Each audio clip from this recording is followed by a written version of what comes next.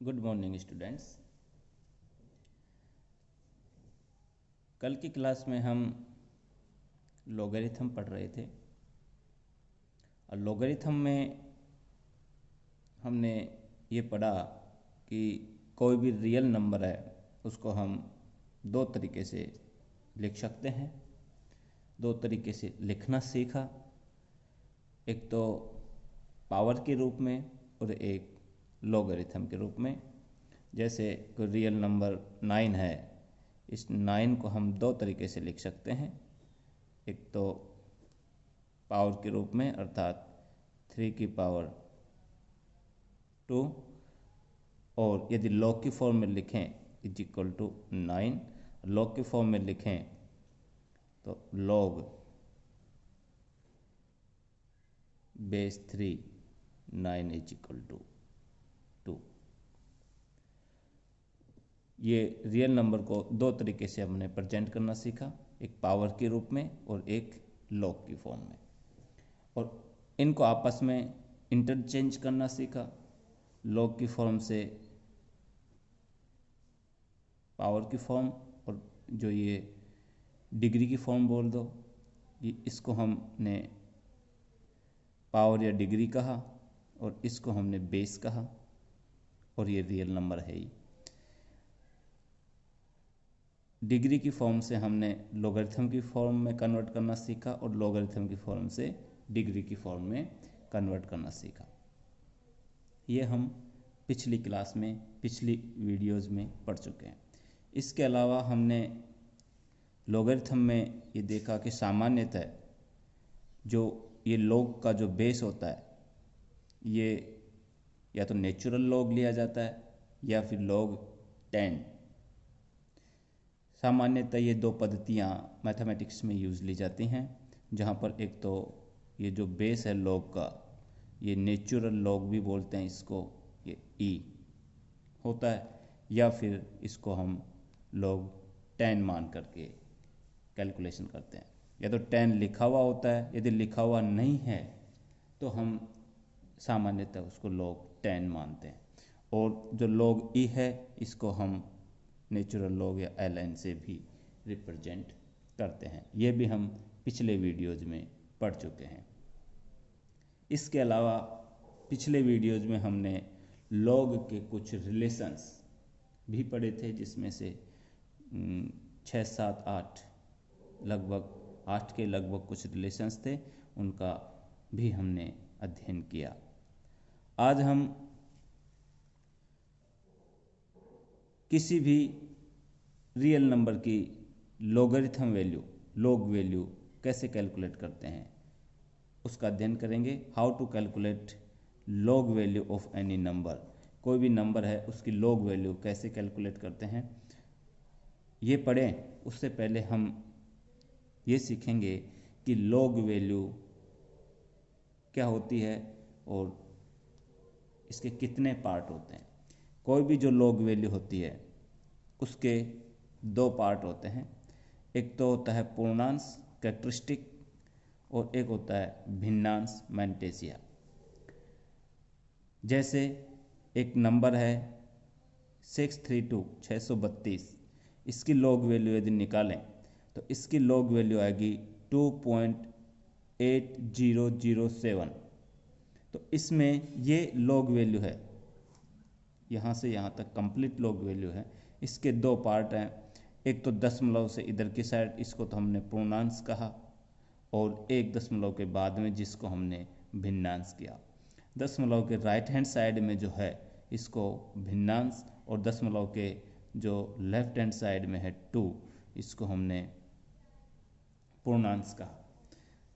तो log value निकालने के लिए हमको पहले पूर्णांश निकालेंगे और उसके बाद में उसका भिन्नांश निकालेंगे। और ये जो पूर्णांश है ये पॉजिटिव भी हो सकता है और नेगेटिव भी हो सकता है, लेकिन भिन्नांश हमेशा पॉजिटिव ही रहेगा। ये लॉग वैल्यू की कैरेक्टरिस्टिक प्रॉपर्टी है। पहले हम किसी भी रियल नंबर का पूर्णांश ज्ञात करना सीखेंगे और उसके बाद में उसका भिन्नांश ज्ञात करना सीखेंगे। तो देखते हैं पहले जो उसका पूर्णांश ज्ञात करना। देखो जो भी कोई रियल नंबर है, सपोज n, इसका आपको लॉग वैल्यू निकालनी है तो पॉसिबिलिटी यहाँ पर दो है कि ये जो n है या तो 1 होगा या 1 से बड़ी कोई संख्या होगी। जैसे 10 हो सकता है, log 10, log 5, log 20, कुछ भी 1 से या 1 से बड़ी कोई भी संख्या, या 1 से छोटी संख्या हो सकती है। यदि 1 से छोटी संख्या है तो पॉइंटों में होगी। तो 1 से छोटी संख्या का किस तरीके से निकालेंगे पूर्णांश, और 1 या 1 से बड़ी संख्या का पूर्णांश कैसे निकालेंगे, वो दोनों को अलग अलग करके समझाया गया है। यदि ये n 1 से बड़ी संख्या है, 1 या 1 से बड़ी संख्या है, तो उसका पूर्णांश निकालने के लिए देखो दशमलव बिंदु के बाईं ओर अंकों की संख्या। इसमें देखो एक एग्जाम्पल लिया है मैंने, log 10, ये 1 से बड़ी संख्या है, इसका पूर्णांश निकालना है। तो यहाँ लिख रखा कि दशमलव बिंदु के बाईं ओर अंकों की संख्या, तो इसमें कहीं दशमलव नहीं दिख रहा। तो ऐसी सिचुएशन में हमको संख्या के अंत में दशमलव मान लेना है। ठीक है, तो दशमलव बिंदु के बाईं ओर अंकों की संख्या कितनी है, 1 और 2, 2 है अंकों की संख्या, तो अंकों की संख्या 2, फिर -1, तो इसकी वैल्यू आ गई 1। ठीक है, तो पूर्णांश निकालने के लिए यदि सबसे पहले ये देखना है कि वो जो संख्या है जिसका हमने पूर्णांश ज्ञात करना है वो 1 या 1 से बड़ी है या फिर 1 से छोटी है। यदि 1 या 1 से बड़ी है तो हम उस संख्या में ये देखते हैं कि दशमलव है या नहीं। यदि दशमलव नहीं है तो संख्या के नंबरों के अंत में दशमलव मान लिया जाता है, और फिर दशमलव के बाईं ओर जितने अंक हैं उनमें से -1 कर दिया जाता है। एक और एग्जाम्पल देखते हैं इसका, जैसे ये है log 48, तो इसका पूर्णांश निकालना है। तो इसमें कहीं दशमलव नहीं है तो यहाँ दशमलव मान लिया जाएगा, और इसके बाईं ओर अंकों की संख्या कितनी है, 1 और 2, तो 2 में से 1 माइनस कर देंगे, 2 माइनस 1, तो पूर्णांश की वैल्यू कितनी आ जाएगी, 1। ठीक है, अब यदि कोई संख्या, जैसे ये देखो, ये जो संख्या है ये तो 1 से छोटी है क्योंकि 0.003 है, 1 से छोटी है, इसको बाद में पढ़ेंगे, पहले ये देखते हैं। log 65.03, इस संख्या के अंदर पॉइंट आ चुका है। तो ऐसी संख्या जहाँ पर पॉइंट आ गया तो वहाँ पर हम जो दशमलव है, इस दशमलव के बाईं ओर अंकों की संख्या देखेंगे, 1 और 2, तो इसमें भी 2 माइनस 1, तो इसके पूर्णांश का मान भी 1 होगा। और यदि ये जो नंबर n है 1 से छोटी संख्या है यानी दशमलव में है, तो ऐसी कंडीशन में हमको पूर्णांश ज्ञात करने के लिए दशमलव बिंदु और प्रथम सार्थक अंक के मध्य शून्य की संख्या को देखना है।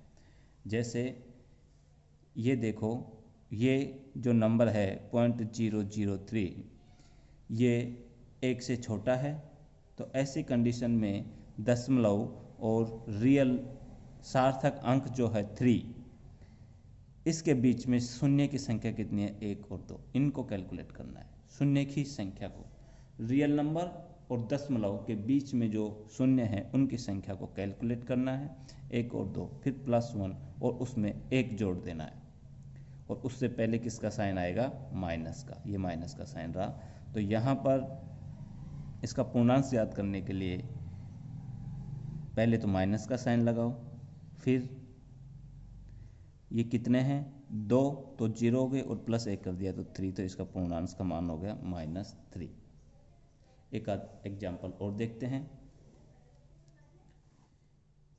जैसे ये है log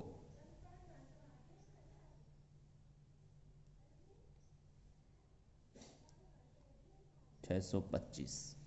इसके पूर्णांश का मान निकालना है, तो इसमें कहीं दशमलव नहीं है। पहले देखना है संख्या एक या एक से बड़ी है या एक से छोटी है, तो एक से बड़ी है। तो ऐसे कंडीशन में इस संख्या के लास्ट में हमको दशमलव मानना है और फिर दशमलव के बाईं और अंक गिनने 1, 2 और 3। 3 है तो 3 में से 1 घटाना है, तो इसके जो पूर्णांश का मान आएगा वो 2 आएगा। 3 - 1 पूर्णांश का मान। दूसरा एक और एग्जाम्पल देखते हैं, जैसे log 63.85। इसके पूर्णांश का मान देखना है, तो इसमें संख्या को देखना एक या एक से बड़ी है। हाँ बिल्कुल एक से बड़ी है। अब इसमें दशमलव है या नहीं, इसमें देखो दशमलव है, तो दशमलव है तो दशमलव के बाईं ओर कितने अंक हैं, 1 और 2, तो 2 अंक हैं, तो 2 में से 1 घटा देंगे तो 2 - 1 1, तो पूर्णांश का मान 1 आ जाएगा। एक और एग्जाम्पल देखते हैं, log 0.00001। इसके पूर्णांश का मान निकालना है, तो ये संख्या एक से छोटी है। तो ऐसी कंडीशन में जो दशमलव है उसके और जो सार्थक अंक है उसके बीच जीरो की संख्याओं को कैलकुलेट करना है। 1, 2, 3 और 4, तो कितने हो गए, जीरो की संख्या 4। तो 4 + 1 = 5, और 5 से पहले क्या लगाना है, माइनस। तो इसके सार्थक अंक का मान कितना हो गया, -5। सॉरी, सार्थक अंक नहीं, पूर्णांश का मान क्या हो गया, -5। तो इस तरीके से हम किसी भी रियल नंबर के पूर्णांश का मान ज्ञात करते हैं। इस वीडियो में हमने पूर्णांश का मान निकालना सीखा। अगले वीडियो में हम इसके भिन्नांश का मान निकालना सीखेंगे। Okay students.